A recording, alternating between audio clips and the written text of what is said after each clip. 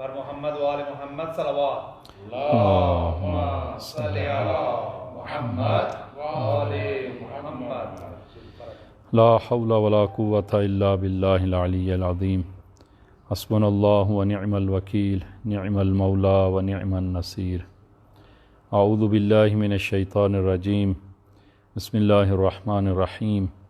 الحمد للہ رب العالمین بارئ الخلائق اجمعین، ثم الصلاة والسلام علی حبیبہ ونبیہ وحافظ سرہ ومبلغ رسالاتہ سیدنا و مولانا ابی القاسم محمد.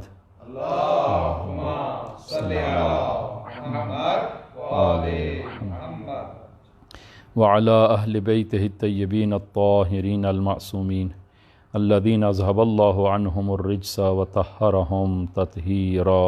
اللہم صلی علی محمد و آل محمد. اللہم صل علی محمد وآل محمد. اللہم کل ولیک الحجۃ بن الحسن صلواتک علیہ وعلی آبائی فی ہذہ الساعۃ وفی کل ساعہ ولیا وحافظا وقائدا وناصرا ودلیلا وعینا حتی تسکنہ ارضک طوعا وتمتعہ فیہا طویلا بحق محمد وآلہ الطاہرین.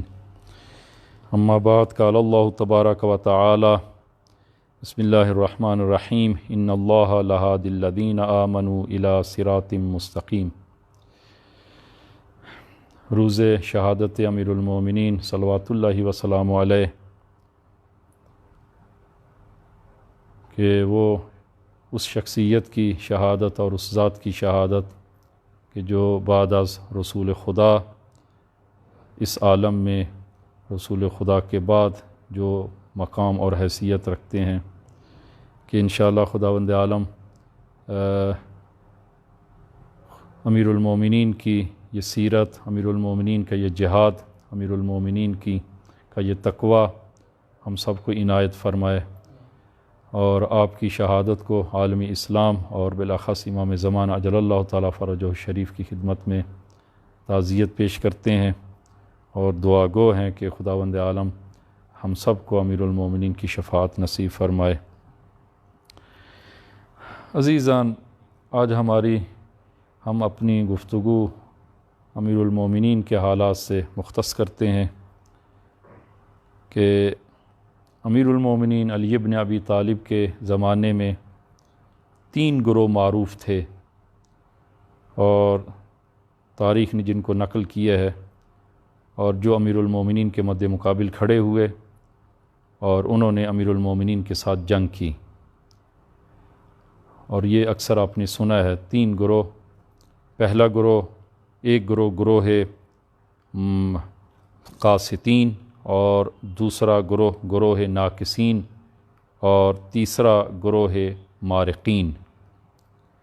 یہ 3 گروہ جنہوں نے امیر المومنین کے مد مقابل جنگ کی اور آپ کے مد مقابل کھڑے ہوئے. گروہ قاسطین کہ یہ شام اور امیر شام کا گروہ ہے کہ جنہوں نے امیر المومنین کے مد مقابل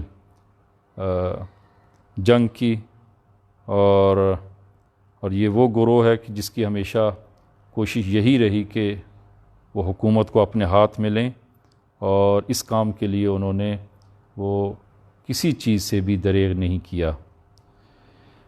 جنگ صفین اسی گروہ نے امیر المومنین کے خلاف برپا کی، اور یہ گروہ قاسطین معروف ہوا. دوسرا گروہ کہ جنہوں نے امیر المومنین کے خلاف جنگ کی، اور وہ گروہ ناقصین ہے، ناقصین ناقصہ سے یعنی پیمان شکن. یہ وہ گروہ ہے کہ جنہوں نے ابتدا میں امیر المومنین کی بیعت کی اور امیر المومنین کے ساتھ عہد و پیمان کیا، لیکن بعد میں جب انہوں نے دیکھا کہ ان کے اپنے دنیاوی منافع امیر المومنین کی بیعت میں پورے ہوتے ہوئے دکھائی نہیں دیتے، نہ تو انہیں کوئی مال دنیا حاصل ہوگا اور نہ ہی کوئی حکومت میں کوئی حصہ ملے گا، لہٰذا ان لوگوں نے اپنے عہد پیمان کو توڑا اور اس بیعت کو توڑا اور امیر المومنین کے خلاف وہ جنگ برپا کی. کہ یہ گروہ وہی گروہ طلحہ و زبیر ہے کہ جب یہ لوگ مدینہ سے مکہ کی طرف جاتے ہیں تو امیر المومنین نے انہیں بلا کر دوبارہ ان سے بیعت لی، اور امیر المومنین جانتے تھے کہ اس بیعت کو یہ توڑیں گے اور عہد و پیمان پر باقی نہیں رہیں گے، اور یہ لوگ مدینہ سے مکہ آئے اور مکہ سے لشکر تیار کیا اور بصرہ پر انہوں نے حملہ کیا اور جنگ جمل ان لوگوں نے برپا کی۔ یہ گروہ ناقصین ہے۔ اور تیسرا گروہ گروہ مارقین، یہ گروہ ان خشک مقدس اور نافہم اور احمق لوگوں کو ہے کہ جنہوں نے خوارج کو تشکیل دیا اور جنگ نہروان امیر المومنین کے خلاف برپا کی۔ کہ انشاءاللہ اس بارے میں ہم وہ گفتگو کریں گے کہ یہ تین گروہ تاریخ میں معروف ہیں، گروہ قاسطین، گروہ ناقصین، گروہ مارقین۔ لیکن ایک چوتھا گروہ بھی تاریخ میں موجود ہے، اگرچہ تاریخ نے اس کو کوئی مستقل لفظ نہیں دیا، لیکن اس چوتھے گروہ نے وہ امیر المومنین کو خون کے آنسو رلایا۔ اگرچہ ان لوگوں نے امیر المومنین کے خلاف جنگ نہیں کی، ظاہری طور پر یہ امیر المومنین کے یار و یاور شمار ہوتے تھے، امیر المومنین کے ساتھ، امیر المومنین کے ہمراہ ہوتے تھے، لیکن اور ظاہری طور پر انہوں نے امیر المومنین کے خلاف جنگ بھی نہیں کی، لہذا تاریخ نے اس کو ذکر نہیں کیا، اس تیسرے چوتھے گروہ کو۔ اور امیر المومنین ہمیشہ اس گروہ سے نالاں رہے ہیں۔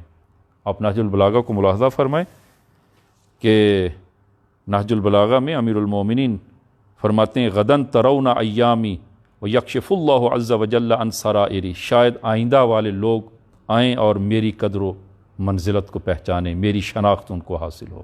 تم لوگوں کو میری قدر نہیں ہے، میری شناخت نہیں ہے، شاید آئندہ کوئی قوم آئے، کوئی گروہ آئے کہ جن کو میری شناخت ہو جائے۔ تعرفونی بعد خلو مکانی، فرمایا میرے جانے کے بعد تم مجھے پہچانو گے، میرے ہوتے ہوئے مجھے نہیں پہچانو گے۔ پھر فرمایا کہ تم لوگوں نے مجھے وہ دکھ پہنچایا ہے، تکلیف پہنچائی ہے۔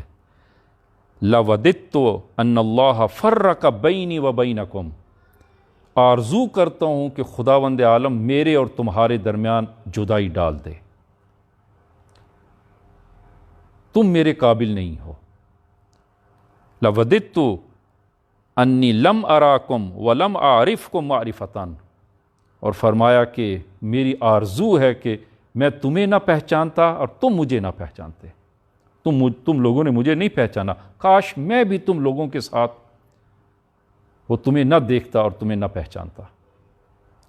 یہ لوگ، ان لوگوں نے امیر المومنین کو وہ تاریخ میں بہت زیادہ دکھ پہنچایا کہ امیر المومنین خطبہ نمبر 121 میں فرماتے ہیں کہ اريد ان اداوی بکم وانت داعی کناکش الشوکۃ بالشوکۃ، فرماتے ہیں کہ میں چاہتا تھا کہ تمہارے ذریعے لوگوں کا درمان کروں، لوگوں کا علاج کروں تمہارے ذریعے، لیکن تم میرا درد بن گئے ہو، میرا درد تم بن گئے ہو۔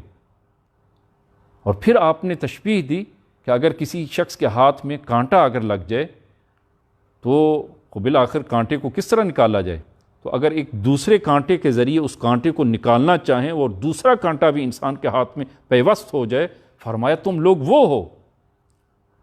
اريد ان اداوی بکم، کہ تمہارے ذریعے میں دوسروں کا علاج کرنا چاہتا تھا، کناکش، لیکن وانتم داعی، لیکن تم میرا درد تم قرار پائے ہو، کناکش الشوکۃ بالشوکۃ، جس طرح کہ ایک کانٹے کے ذریعے دوسرے کانٹے کو نکالا جائے اور وہ کانٹا بھی انسان کے ہاتھ میں لگ جائے۔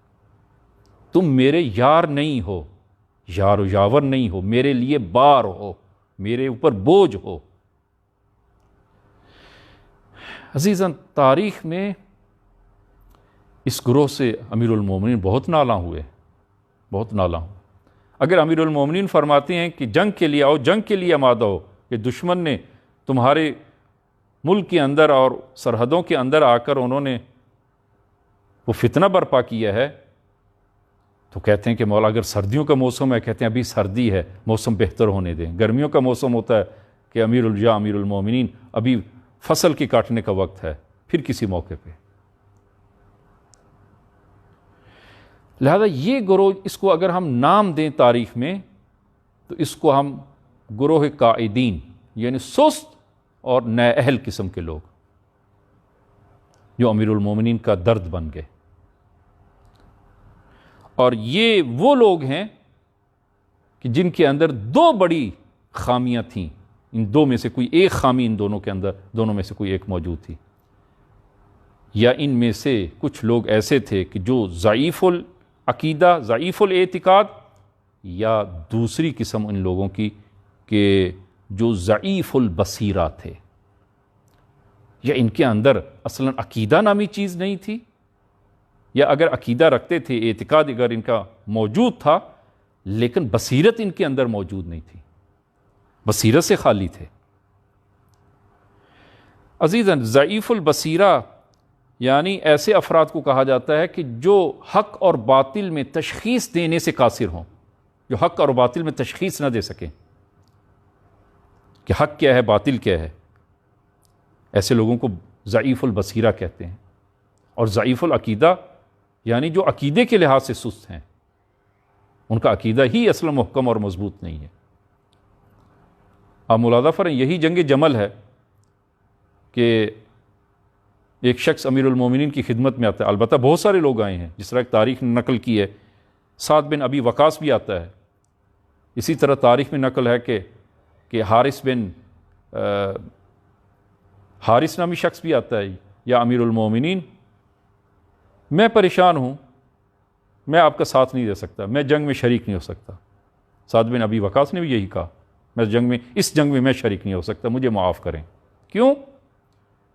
اس لیے کہ دونوں طرف ہمارے لیے حق کی تشخیص مشکل ہے، یعنی ہم کیسے جو ہے وہ تشخیص دیں، ہم کہ ایک طرف جو ہے وہ ہم دیکھتے ہیں کہ آپ خلیفہ وقت رسول خدا کے داماد ہیں، یعنی ان کی تعبیر کے مطابق داماد رسول خدا ہیں، دوسری طرف ام المومنین حضرت عائشہ ہیں، دوسری طرف طلحہ و زبیر ہیں، اور زبیر رسول گرامی اسلام کے چچا زاد تھے۔ ایک طرف اگر آذان ہے، دوسری طرف آذان ہے، ایک طرف قرآن ہے، دوسری طرف قرآن ہے، ایک طرف اصحاب ہیں، دوسری طرف اصحاب ہیں، دونوں طرف اسی طرح ہے۔ عزیزاً، یہاں پر حق اور باطل کی تشخیص مشکل ہو جاتی ہے، اور رسول گرامی اسلام نے فرمایا تھا امیر المومنین کو، اور یہ احادیث مسلم احادیث موجود ہیں کہ یا علی میرے بعد فتنے برپا ہوں گے، اور وہ فتنے یہی فتنے تھے۔ رسول گرامی اسلام نے اپنے آخری وقت میں ان فتنوں کی طرف اشارہ کیا اور فتنوں کو بیان کیا آپ نے کہ میرے بعد فتنے برپا ہوں گے۔ عزیزاً، ایسے حالات میں کہ دونوں طرف قرآن ہے، دونوں طرف آذان ہے، دونوں طرف نماز ہے، دونوں طرف جماعت ہے، ایک طرف امیر المومنین جماعت فرما رہے ہیں، دوسری طرف عبداللہ ابن زبیر جماعت کر رہے ہیں، دونوں طرف اصحاب رسول ہیں۔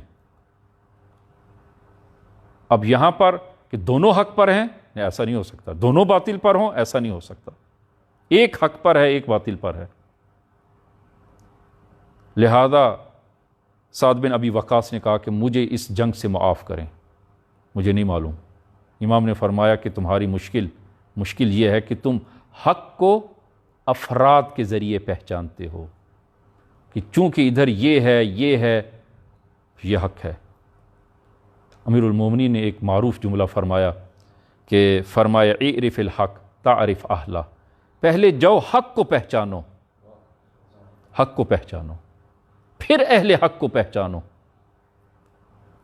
پہلے حق کو پہچانو۔ تمہاری مشکل یہ ہے کہ تم حق کی شناخت نہیں رکھتے، تمہارے اندر نہیں معلوم کہ وہ حق کو پہچانے کا معیار نہیں ہے۔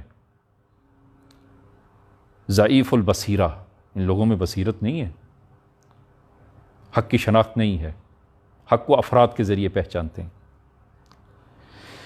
لہذا عزیزاً، تاریخ میں بہت سارے ایسے مسلم واقعات اور افراد جو ہیں وہ موجود ہیں کہ جو یا ضعیف الاعتقاد تھے، یا ضعیف البصیرہ تھے. میں ایک دو مثالیں آپ عزیزان کی خدمت میں تاکہ مطلب یہ واضح ہو سکے کہ بعض لوگ جن کو بصیرت حاصل ہو گئی ہے لیکن اعتقاد نہیں ہے، یا اعتقاد ہے لیکن اس اپنے اعتقاد پر کھڑے ہونے، مقاومت کرنے کی اور اس کا مقابلہ کرنے کی جرأت نہیں ہے اس کے اندر. ایک شخص کربلا میں ہرسمہ ابن سلیم، تاریخ میں موجود ہے کہ یہ روز عاشورہ لشکر عمر سعد میں ہے، اور اس نے بھی ظاہراً جو ہے وہ کچھ حد تک کربلا میں روز عاشور جنگ ہو چکی ہے. اس نے گھوڑے کو ایڑ لگائی اور امام حسین علیہ السلام کی خدمت میں آیا، جس طرح کہ جناب ہو رہے ہیں. البتہ فرق ہے جناب ہور میں اور اس میں، آپ ملاحظہ کریں گے کہ جب آیا امام اپنے آپ کو امام کے قدموں میں گرایا، عذر خواہی کی، ابن رسول اللہ مجھے معاف کریں، میں نے پہچان نہیں سکا اور اب مجھے شناخت اور پہچان ہوئی. فرمایا کیا ہوا، ادھر کیوں آئے ہو؟ کہا کہ ابن رسول اللہ آج سے 20 سال پہلے کا ایک واقعہ مجھے یاد آیا ہے کہ ہم امیر المومنین علی ابن ابی طالب کے ہمراہ جنگ صفین سے واپس لوٹ رہے تھے کہ جب ہم اسی مقام پہ پہنچے ہیں کربلا پہ، تو ہم نے دیکھا کہ امیر المومنین اپنی سواری سے نیچے اترتے ہیں اور اس خاک سے، زمین سے ایک مشت خاک اٹھاتے ہیں، سونگھتے ہیں اور پھر بلند آواز سے گریہ کرنا شروع کیا. اور فرمایا بکا ان شدیدہ، سخت گریہ کیا آپ نے، اور فرمایا یقول ہا ہونا ہا ہونا ہا ہونا، اشارہ کیا ہا ہونا ہا ہونا ہا ہونا. کسی نے عرض کی یا امیر المومنین ہا ہونا کیا مراد آپ کی، یہاں پر کیا مراد؟ فرمایا ثقل لآل محمد ینزل ہا ہونا، اہل بیت کے وہ گوہر یہاں پر اتریں گے، یہاں پر ان کی سواریاں اتریں گی، یہاں پر ان کے خیمے لگیں گے، یہاں پر ان کا خون بہایا جائے گا. اور پھر آپ نے فرمایا فرمایا کہ ویل لہم منکم و ویل لکم منہم. کسی نے عرض کیا یا امیر المومنین آپ کی اس کلام کا معنی ہم نہیں سمجھ سکے. فرمایا کہ ویل لہم منکم تقتلونہم ویل لکم منہم یدخلکم اللہ بقتلہم الی النار. ہلاکت ہو تم لوگوں کی، اشارہ انہی لوگوں کی طرف فرمایا ہلاکت ہو تم کی کہ جو ان کو شہید کرے. اور پھر فرمایا ہا ہونا موضع رحالہم، یہاں پر ان کی سواریاں اتریں گی، ومناخ رقابہم واوما بیدہ الی موضع آخر ہا ہونا محراق دمائہم، یہاں پر ان کا خون بہایا جائے گا. اور پھر فرمایا کہ وہ مسارق و اشاق، یہ عاشقین کی جگہ ہے، یہ عاشقوں کی جگہ، عاشق الہی، عاشقین الہی کی جگہ ہے. یا ابن رسول اللہ، میں نے دیکھا وہ واقعہ، مجھے 20 سال پہلے کا وہ واقعہ مجھے یاد آیا، اور میں نے دیکھا کہ اس عمر بن سعد کے لشکر میں تو کوئی عاشق نہیں ہے، وہاں پر تو کوئی عاشق نہیں، سب حرام خور اکٹھے ہوئے ہیں. اگر عاشق ہے تو ادھر ہیں، عاشق ہے تو. امام نے فرمایا خوب اچھا، اگر تمہیں حقیقت کا علم ہوا ہے، حق کی طرف تم آگے ہو، خوب کیا ہمارا ساتھ دو گے؟ عزیز یہاں توجہ فرمائیں، اس نے شناخت کر لی ہے، پہچان لی ہے، اس کو بصیرت ہو گئی ہے، بصیرت آ گئی ہے، حق کی شناخت ہو گئی ہے، لیکن اس حق کا دفاع کرنے اور حق کے باطل کے مقابلہ کرنے کی طاقت نہیں ہے، جرأت نہیں ہے، ہمت نہیں ہے. عرض کرتا ہے یا ابن رسول اللہ، میرے چھوٹے چھوٹے بچے ہیں، مجھے معاف کریں. امام نے کسی شخص کو بھی کربلا میں زبردستی نہیں لے کے آئے، کسی کو زبردستی نہیں روکا.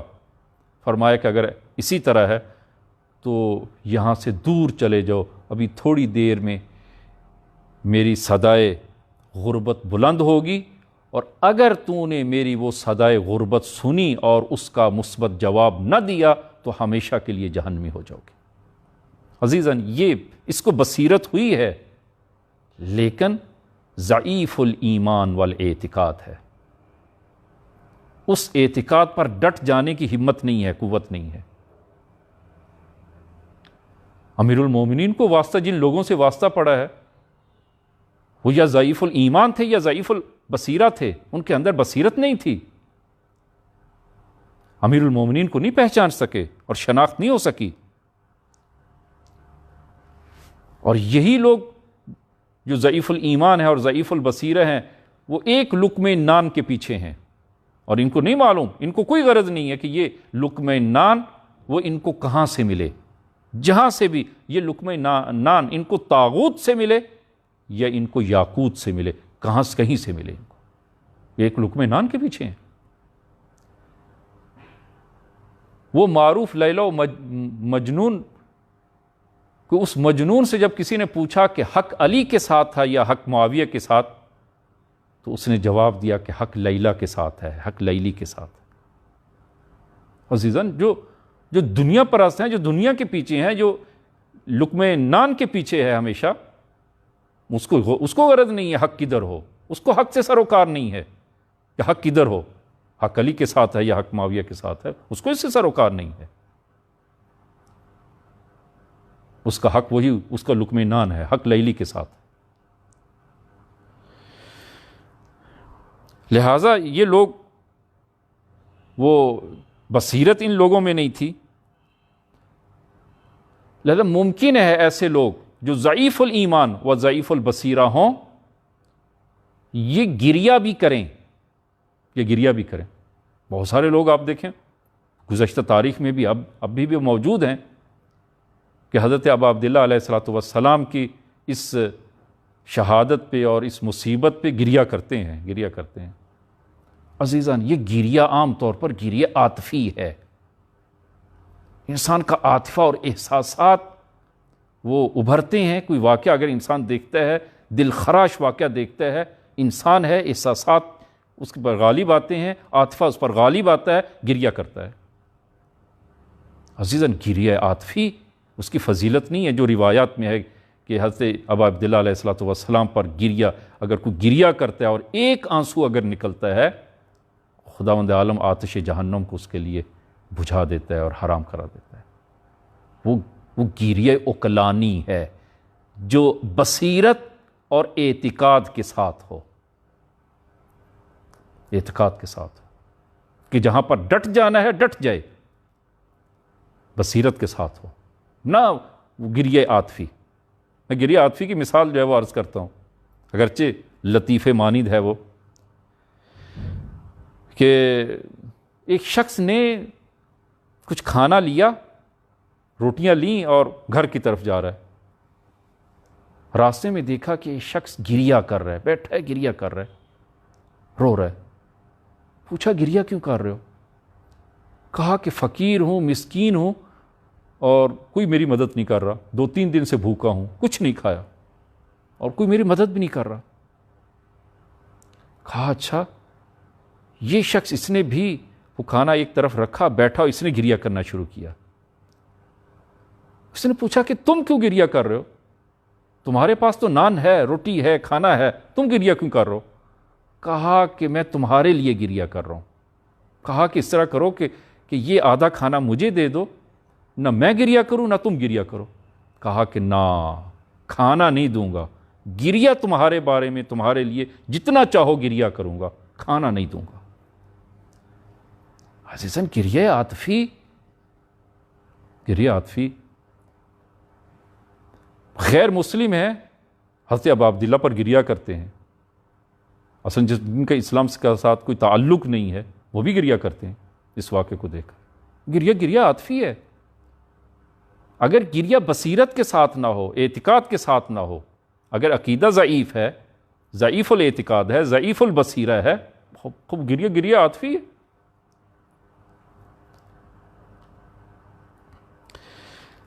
لہذا عزیزاً، لازم اور ضروری امیر المومنین کو ایسے افراد چاہیے جو بصیرت رکھتے ہوں، جو عقیدے کے لحاظ سے محکم اور مضبوط ہوں،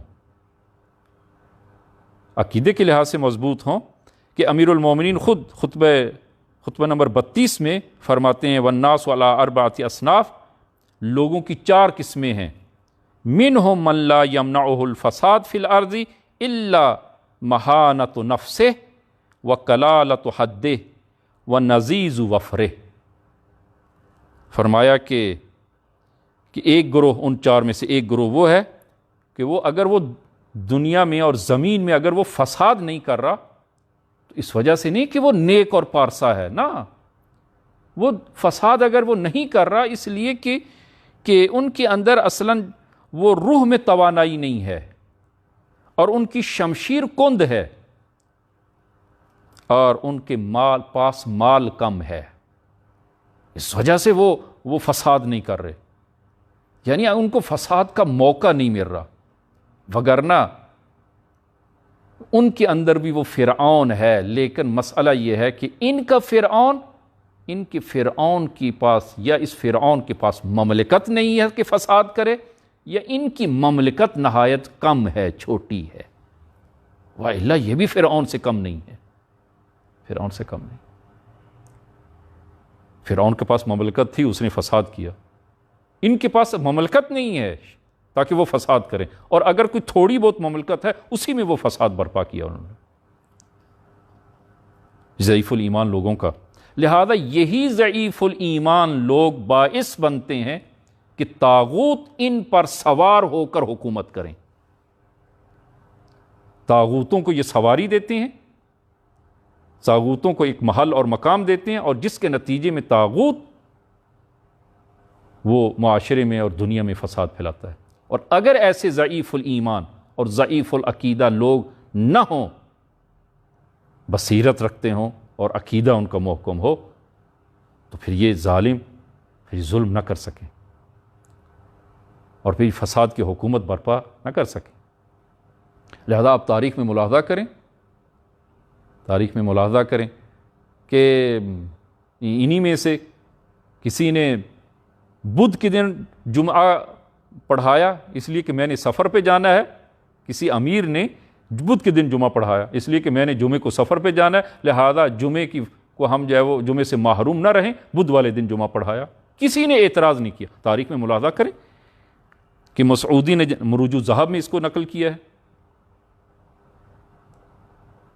کوفہ سے ایک شخص آتا ہے شام میں، شام کی گلیوں سے گزر رہا ہے، ایک شامی نے اس کا راستہ روکا اور کہا کہ یہ ناکہ میرا ہے۔ بابا تمہارا کہاں سے؟ میں کوفہ سے آ رہا ہوں، اسی سواری پہ بیٹھ کر میں اس سے آ رہا ہوں، تمہارا کہاں سے ہو گیا؟ کہا نا یہ ناکہ میرا ہے۔ 50 لوگوں کو شاہد کے طور پر بھی لے کے آیا، اور معاملہ جب بگڑ گیا اور بڑھا تو دربار میں امیر شام کے پاس یہ معاملہ چلا گیا۔ امیر شام نے گواہ مانگے، ہاں تمہارے پاس گواہ ہیں؟ شامی سے کہا گواہ ہیں، 50 گواہ لے آیا کہ یہ ناکہ میرا ہے۔ یہ ناکہ اس کے حوالے کیا۔ جب دربار میں کچھ خلوت ہوئی تو اس شخص نے کوفی نے کہا کہ امیر شام یہ کیسا فیصلہ، کس قسم کا فیصلہ کیا؟ کہا کہ ہاں اس کوفی نے کہا کہ اصلاً میری سواری اصلاً ناکہ نہیں ہے، یہ جمل ہے۔ عرب میں لغت عرب میں نر اور مادہ کے لیے 2 الگ لفظ ہیں، ناکہ کہا جاتا ہے اونٹنی کو اور جمل کہتے ہیں اونٹ کو۔ کہا امیر شام یہ اصلاً میری سواری اصلاً اونٹ ہے، اونٹنی نہیں ہے، اور یہ کہتا ہے میری اونٹنی ہے، یہ ناکہ میرا ہے، اصلاً یہ ناکہ نہیں ہے، اونٹنی نہیں ہے، یہ تو اونٹ ہے۔ تم نے جو ہے وہ پھر بھی اس کے حق میں فیصلہ دے دیا۔ کہا کہ چپ رہو، 2 برابر تمہیں قیمت دیتا ہوں۔ 2 برابر قیمت دی اس کو۔ کہا کہ جاؤ علی سے جا کر کہنا کہ میرے پاس 1 لاکھ کی فوج میں نے تیار کی ہے کہ جن کو اصلاً اونٹ اور اونٹنی میں کوئی تمیز نہیں ہے، اونٹ اور اونٹنی میں کوئی تمیز نہیں ہے۔ عزیزاً تاریخ میں ایسے لوگ جو ہیں وہ ہیں کہ وہ ضعیف العقیدہ ہیں، ضعیف البصیرہ ہیں، نہ عقیدہ ہے نہ بصیرت ہے ان کے اندر۔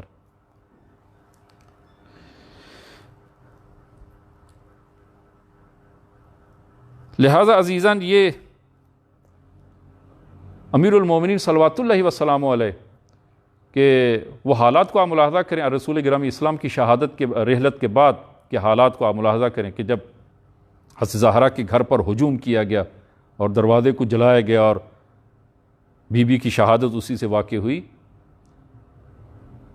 اور امیر المومنین کو اس حالت میں مسجد میں لایا گیا، تلوار ان کے سر پر ہے تاکہ بیعت کریں، تو سب لوگ خاموش ہیں، سب خاموش ہیں۔ جناب ابو ذر نے زبان کھولی، یہ زبان حق ہمیشہ کھلتی رہی۔ جناب ابو ذر نے زبان کھولی اور کہا ایھا الامۃ المتحیرۃ بعد نبیھا، اے نبی کے بعد متحیر اور حیران و پریشان لوگو، لو کنتم قدمتم من قدم اللہ واخرتم من اخر اللہ، اگر خداوند عالم نے جس کو مقدم کیا تھا اگر تم اس کو مقدم کرتے، اور جس کو خداوند عالم نے مؤخر کیا تھا اس کو مؤخر کرتے، وجعلتم الولایۃ والوارثۃ حیث جعلها اللہ، اور خداوند عالم نے اپنی ولایت اور وراثت کو جہاں پر رکھا اگر تم بھی وہیں پر رکھتے، ما آل ولی اللہ، ولی خدا تنہا نہ رہتا۔ عزیزاً ولی خدا آج بھی تنہا ہے، اگر ظہور نہیں ہو رہا ولی خدا کا، آج بھی ولی خدا تنہا ہے۔ امیر المومنین وہ ولی خدا تنہا گئے ہیں، لوگوں نے ساتھ نہیں دیا، اس حق کو نہیں پہچانا، اور ائمہ ہدیٰ علیہم الصلوۃ والسلام وہ اولیاء خدا، ہر اولیاء خدا میں سے ہر ولی خدا اپنے دور میں تنہا رہا ہے۔ ساتھی تھے بہت مختصر سے، بہت مختصر۔ فرمایا کہا کہ ما آل ولی اللہ ولا آل سہم ولا آل سہم من فرائض اللہ، نہ تو فرائض الہی ضائع ہوتے اور نہ ہی ولی خدا تنہا ہوتا۔ ولا اختلف اثنان فی حکم اللہ، اور حکم خدا میں کوئی بھی دو افراد آپس میں اختلاف نہ کرتے اگر وہ اس خدا کی اس ملا کو اگر باقی رکھا جاتا۔ خدا نے جس کو مقدم کیا اس کو مقدم کرتے، اور خدا نے جس کو مؤخر کیا تھا اس کو مؤخر کرتے، تو پھر یہ حالات پیش نہ آتے۔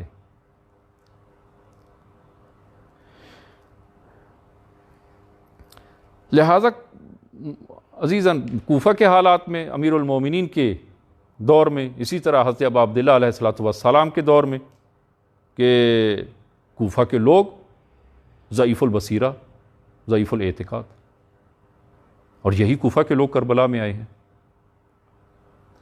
جن کے اندر جو ہے وہ، جن کو حق و باطل کے ساتھ جو ہے وہ سروکار نہیں ہے۔ جنگ صفین 18 ماہ، یہ جنگ صفین 18 ماہ پر یہ محیط ہے پورا اس جنگ صفین کا، اور بہت سے لوگ اس میں مارے گئے۔ لیکن ملاحظہ فرمائیں کہ جب امیر شام نے اور عمر عاص نے دیکھا کہ کوئی رائے حل نہیں ہے امیر المومنین سے فرار کرنے کا اور اس جنگ کو جیتنے کا کوئی راستہ نہیں ہے، اس نے ہیلا کیا۔ عمر ابن عاص کے ہیلے جو ہے وہ معروف ہیں، اس نے جو ہے وہ ہیلا کیا، اور ہیلا کے آخری ہیلا جو اس کا چل گیا ہیلا، قرآن جو وہاں پر موجود تھے ان کو ورق کیا پہلے، اور پھر جو ہے وہ ان قرآن، اوراق کے قرآن کو نیزوں پہ اٹھایا، نیزوں پہ اٹھایا، اور جب یہ ہیلا کیا تو امیر المومنین کی لشکر میں جو ضعیف الاعتقاد و ضعیف البصیرہ تھے، یہاں پر یہ الگ ہو جاتے ہیں، خوارج یہاں سے الگ ہو جاتے ہیں کہ علی ہم قرآن کے ساتھ جنگ نہیں کرتے۔ فرمایا کہ یہ جو نیزوں پر ہے یہ اوراق ہیں، یہ کاغذ ہے اور یہ کھال ہے، قرآن وہ ہے کہ جو میں کہہ رہا ہوں، جو ولی حق جو کہہ رہے ہیں، قرآن حقیقت میں وہ ہے۔ کہا کہ نہ علی، آپ نے کفر کیا ہے، آپ نے کفر کیا ہے، ہم قرآن کے ساتھ جنگ نہیں کرتے۔ لہذا عزیزاً ولی خدا کی ہمراہی اگر کرنی ہے، اور یہ دقیق نقطہ آپ عزیزان کی خدمت میں عرض کر رہا ہوں، ولی خدا کی اگر ہمراہی چاہتے ہیں تو عزیزان پھر ہر اپنی خواہشات کو جہاں پہ چھوڑنا ہوگا وہاں پر ظاہر دین کو بھی چھوڑنا ہوگا۔ یہ میں آرام سے جملہ کہہ رہا ہوں اور نہایت دقیق جملہ ہے۔ ولی خدا کی ہمراہی کے لیے لازم اور ضروری ہے کہ انسان حتیٰ ظاہر دین کو بھی چھوڑے۔ ظاہر دین، میں اس کی دلیل دیتا ہوں، مثال جو ہے وہ عرض کرتا ہوں۔ عزیزان، اگر رسول خدا، آپ واجب نماز میں مشغول ہیں، اور رسول خدا اور ولی خدا اگر آپ کو پکارے تو حکم یہ ہے کہ نماز کو توڑ دیں اور ولی خدا کا جواب دیں۔ ولی خدا ہے، ظاہر دین کو بھی چھوڑنا ہو، اس لیے کہ حقیقت دین وہ ہے ولی خدا، اور جب حقیقت دین بلا رہا ہے تو پھر آپ ظاہر دین کو چھوڑنا ہوگا۔ حتیٰ یہ تو حکم وہاں پر بھی ہے کہ اگر انسان مستحبی نماز اگر بجا لا رہا ہو اور ماں باپ میں کوئی اگر آواز دے، آپ مستحبی نماز کو توڑ کر جواب دیں۔ اور ولی خدا کہ جس کو وہ ہم پہ اختیار ہے، ولی خدا اگر آواز دیں تو لبیک کہنا لازم ہے۔ اور وہ معروف واقعہ میں فقط اشارہ کروں گا، وہ ہارون مکی اور خراسانی کا وہ واقعہ کہ ایک خراسانی امام صادق کی خدمت میں آتا ہے اور عرض کرتا ہے کہ ابن رسول اللہ آپ قیام کیوں نہیں کرتے؟ فرمایا کہ میرے پاس یار و مددگار نہیں ہے۔ کہا کہ نہیں، خراسان میں وہ اتنے جو ہے وہ لوگ 1,00,000 لوگ آپ کے چاہنے والے ہیں۔ کہا 1,00,000؟ کہا نا، پورا خراسان۔ پورا خراسان؟ اور زیادہ کہا۔ فرمایا کہ اچھا، فرمایا کہ اچھا یہ، پھر اس کو حالات پوچھے اور کہا کہ اس خراسانی سے کہ ساتھ ہی تنور جو اس میں آگ جل رہی تھی، فرمایا کہ خراسانی جاؤ ذرا اس تنور میں جاؤ۔ یا ابن رسول اللہ، میں نے کیا غلطی کی کہ آپ مجھے زندہ زندہ جلانا چاہ رہے ہیں؟ میں عرض کروں ظاہر دین کسی کو جلانا جائز نہیں ہے، ظاہر دین کسی کو جلانے کا حق کسی کو نہیں ہے۔ ہارون مکی آتا ہے، پاؤں میں جوتا نہیں ہے، اور جو ہی امام کی خدمت میں سلام کیا، امام نے جواب دیا اور کہا کہ ہارون جاؤ تنور میں چلے جاؤ۔ امام سے نہیں پوچھا کہ یا ابن رسول اللہ ابھی باہر سے آیا ہوں، تھک کے آیا ہوں، تھوڑا سا آرام کرنے دیں، یا میری غلطی کیا ہے کہ مجھے آپ زندہ زندہ آپ کہتے تنور میں چلے جائیں؟ نہیں پوچھا۔ عزیزاً، ولی خدا کے ساتھ اگر ہمراہ ہونا ہے اس قسم کی اطاعت چاہیے۔ ہارون مکی فوراً امام نے فرمایا، فوراً تنور میں چلا گیا۔ امام نے اوپر کوئی چیز اس کے اوپر رکھ دی، اس کو ڈھانپ دیا، اور پھر خراسانی کے ساتھ باتوں میں مشغول ہو گئے، خراسان کے حالات پوچھنا شروع کی۔ اب اس کے اندر وہ ایک ہلچل سی مچی ہے کہ اب وہ جل کر راکھ ہو گیا ہوگا۔ کچھ دیر کے بعد فرمایا، اس خراسانی سے فرمایا جاؤ تنور کو اوپر سے ہٹاؤ اور دیکھو۔ دیکھا کہ ہارون مکی آرام سے ان انگاروں میں بیٹھے، آرام اور سکون سے بیٹھے۔ عزیزاً، ولی خدا کی ہمراہی اگر کرنی ہے تو اس کے لیے اس قسم کی اطاعت چاہیے۔ اور خوارج نے جب یہ دیکھا کہ قرآن سامنے ہے، جنگ سے ہاتھ اٹھا لیا اور امیر المومنین سے کہا کہ آپ بھی جنگ کو روکیں، وگرنہ ہم اپنی تلوار سے آپ کو شہید کر دیں گے۔ اور پھر وہ حکمیت کا مسئلہ اور پھر خوارج کا وہ حکم لا حکم الا للہ، اور نعوذ باللہ امیر المومنین کے کفر کا فتویٰ ان لوگوں نے دیا۔ عزیزاً، اہم چیز جو نقطہ ہے، وہ لوگ نہیں سمجھ سکے کہ حق کیا ہے، بصیرت اور اعتقاد نہیں تھی، ضعیف البصیرہ و ضعیف الاعتقاد۔ حق کیا ہے عزیزان؟ حق یعنی ان خوارج کے نزدیک وہ چاہتے تھے کہ امیر المومنین اپنے کاموں کو حق کے ساتھ مطابقت دیں، حق کے مطابق ہوں۔ اگر کون سا حق؟ سوال یہ ہوتا ہے کہ امیر المومنین اپنے کاموں کو حق کے ساتھ مطابق کریں، حق کے مطابق کریں۔ کون سا حق؟ جو میرے اور آپ کے ذہن میں ہے، جو خوارج کے ذہن میں حق ہے، جو خوارج کے ذہن میں دین ہے اور حق ہے۔ خوارج کے ذہن میں اگر جو حق ہے تو اس کا معنی یہ ہوا کہ جو حق خوارج کے ذہن میں ہے، امیر المومنین کے کام اگر ان کے مطابق نہ ہوں تو وہ باطل ہے، اور ان کے مطابق ہوں تو وہ حق ہے۔ تو ممکن ہے کہ وہی نہ حق پہ ہوں، ان کی فکر حق پہ نہ ہو. لہذا سوال جو ہے وہ یہ کیا جا سکتا ہے کہ امیر المومنین کس کے ساتھ وہ اپنے کاموں کو مقایسہ کریں، کس حق کے ساتھ وہ موازنہ کریں، کس حق کے ساتھ؟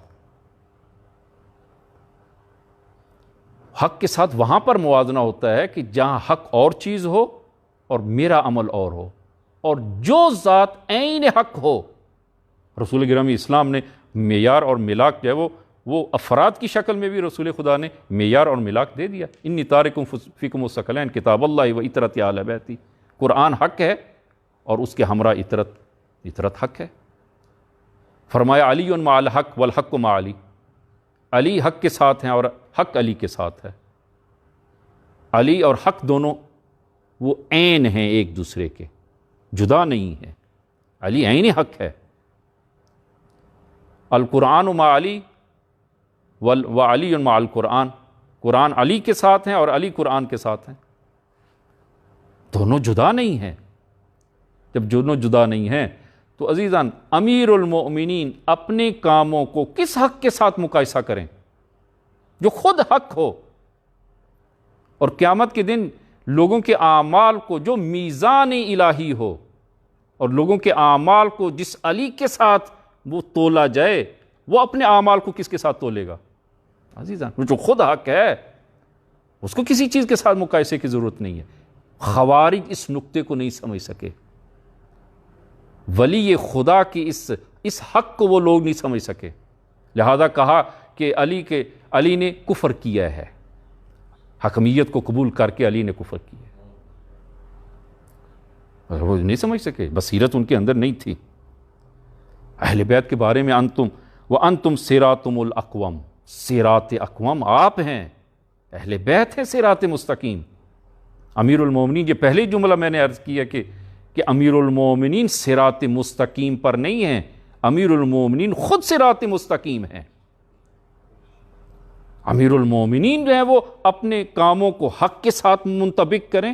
نازیزان امیر المومنین خود عین حق ہیں، لہذا ان کے افعال اور ان کی یہ تمام جنگیں یہ عین حق ہیں.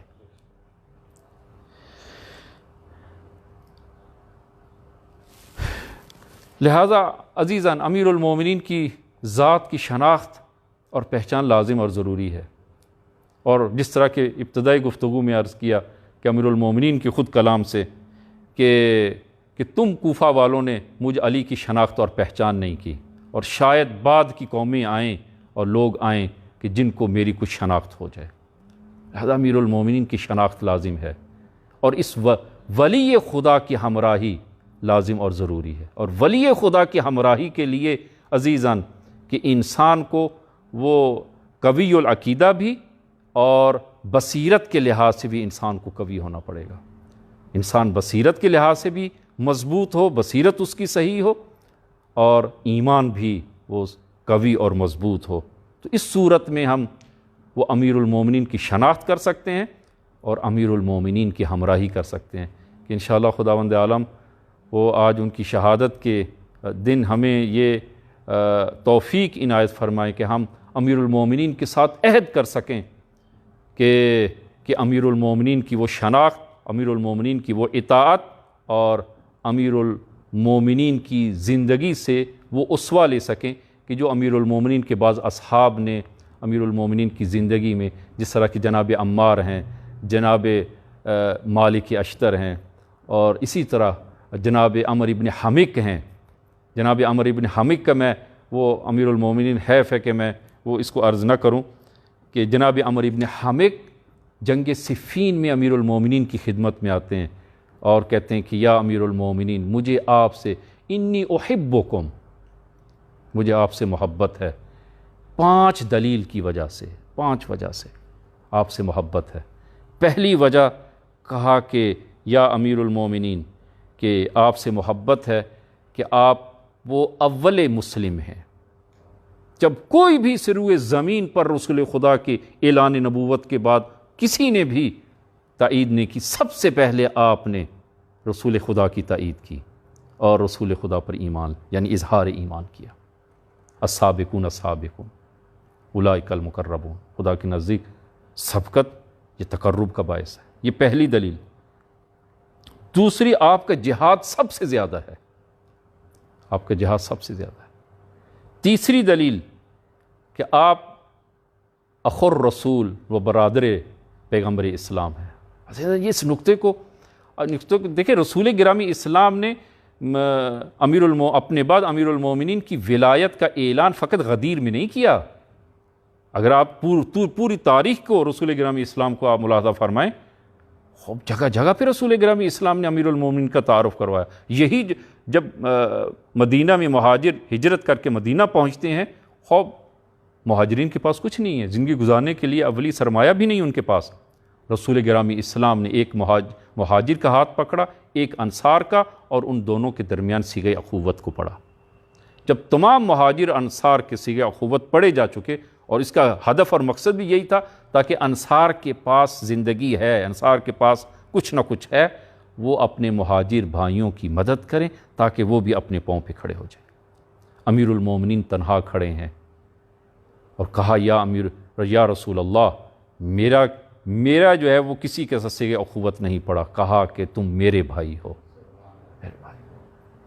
اور غرض یہ تھی کہ ایک مہاجر اور ایک انصار میں سے، لیکن یہ پہلا مورد ہے اور پہلا اور آخری مورد ہے کہ جہاں پر رسول خدا بھی مہاجر ہیں، امیر المومنین بھی مہاجر ہیں، دو مہاجروں کے درمیان صیغہ اخوت پڑا۔ فرمایا کہ آپ برادر رسول خدا ہیں۔ اور چوتھی دلیل، آپ ہمسر فاطمہ زہرا ہیں، کہ وہ فاطمہ زہرا کی جن کا مقام اور شان کسی سے ڈھکا چھپا نہیں ہے۔ اور پانچویں دلیل، کہا کہ آپ ابو الحسنین ہیں، وہ حسنین شریفین کہ جن کے بارے میں رسول خدا نے فرمایا کہ سیدہ شباب اہل الجنہ و ابوہما خیرہما، کہ حسنین شریفین جوانان جنت کے سردار ہیں اور ان کے والد گرامی ان سے بھی افضل اور بہتر ہے۔ کہا کہ یا امیر المومنین، ان 5 دلیلوں کی بنا پر مجھے آپ سے محبت ہے۔ جنگ کرتے ہیں، اگرچہ اس جنگ میں شہید نہیں ہوتے، امیر المومنین کی شہادت کے بعد عمرو ابن حمک کی شہادت ہوتی ہے، اور امیر شام نے اس کو تلاش کرنے کے لیے مختلف جگہوں پہ ڈھونڈا، یہ کہیں محفوظ جگہ پہ چھپ گئے۔ ان کی زوجہ کو گرفتار کیا اور زندان میں ڈالا۔ کہا کہ کہاں پہ ہے؟ عمرو ابن حمک کہا کہ نہیں معلوم، اگر معلوم بھی ہو تب بھی نہیں بتاؤں گی، اور شہید کرتے ہو تو میری خواہش اور تمنا ہے کہ مجھے راہ ولایت میں شہید کر دیا جائے۔ اور جب بعد میں عمرو ابن حمک کو جب گرفتار کیا اور شہید کیا، تاریخ اسلام میں سب سے پہلے شہید کہ جس طرح کی نقل ہوا ہے، سب سے پہلے شہید کہ جن کے سر کو تن سے جدا کر کے نوک نیزہ پہ نصب کیا اور شہر شہر پھرایا گیا، جناب عمرو ابن حمک ہیں، جن کو شہر شہر پھرایا گیا۔ اور زندان میں جب ان کی زوجہ کو سر دیا گیا تو اس نے یہ گریہ نہیں کیا کہ میرے بچوں کو تم نے یتیم کیا، فقط ایک جملہ کہا کہ اے کاش کہ اس عمرو ابن حمک کی جگہ پر میں شہید ہو جاتی، اپنے مولا کی راہ میں اور مولا کی ولایت میں میں شہید ہو جاتی۔ امیر المومنین عزیزاً، یہ ولایت امیر المومنین یہ ہمیں مفت میں ملی ہے، اس کی قدر کریں۔ اس ولایت پر کتنے شہید ہوئے ہیں اور کتنا خون بہایا گیا ہے اس ولایت پہ۔ اور سب سے پہلی شہید ولایت رسول کی بیٹی حضرت زہرا صلوات اللہ وسلام علیہا، کہ انشاءاللہ خداوند عالم ہم سب کو توفیق دے کہ اس ولی خدا کی ہم شناخت اور پہچان کر سکیں اور اس ولی خدا کی ہمراہی کر سکیں، کہ انشاءاللہ خداوند عالم ہم سب کو مخلص ترین شیعیان امیر المومنین میں سے قرار دے، اور ہم سب کو شفاعت امیر المومنین قیامت کے دن عنایت فرمائے انشاءاللہ۔ السلام علیکم ورحمۃ اللہ۔